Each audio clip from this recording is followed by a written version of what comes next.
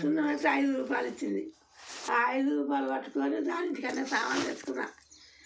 రాగానే వాడు 5 రూపాయలు ఇవ్వగానే పట్టుకొని వచ్చిన అప్పుడే పొలగాన్ని తీసుకొని వాళ్ళ బాబు వచ్చింది. ఆయన ఆ పొలగాన్ని తీసింది నా చేతికి ఇచ్చింది. మళ్ళా చాలా మళ్ళీ వాడండి గిడ్డి చెప్పు ఇప్పుడు మాట్లాడు.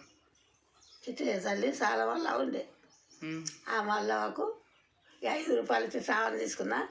మళ్ళా నీ చేత నా మనకి చల్లబోయి అన్నది పోసిన.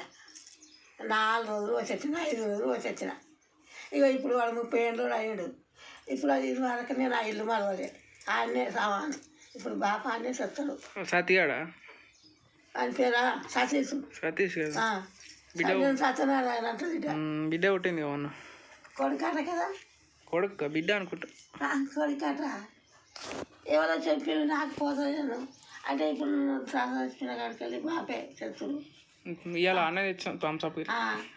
అయితే ఆయనకే ఇస్తాడు చెప్తాడు. నేను పోతే నేను అడ్డం పడదమ్మా అని ఆయన ఇస్తాడు. అన్నీ తెస్తాడు.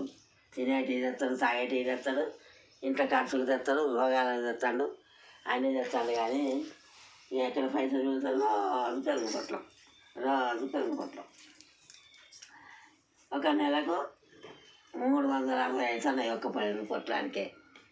ఇక దోమలకు గిసోటివి తెస్తే 2టికి 10 రూపాయలు ఉంటాయి. 2టికి 10 రూపాయలు అది కాల్చుకుంటాడా. ఇక చీమలు అవి బల్పాలు తెచ్చుకున్నా. అవి కానీ ఒక్కదాన్ని అయినా నన్ను కుట్టి చంపుతున్నాయి.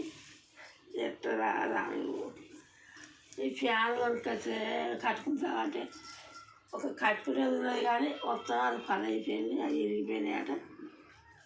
మళ్ళీ ఫ్యాన్ తెమ్మంటే వాడు తెస్తాం కొత్త ఫ్యాన్ తెస్తాం. నీకు మీది ఫ్యాన్ తెస్తాం. మీదే నాకు ఇది ఎందుకు మీదే అన్నీ మునుపు కట్టే కట్టే కడితే ఏమో ఇంటికెళ్ళి అవసరం కూడా గురి చేసుకుంటా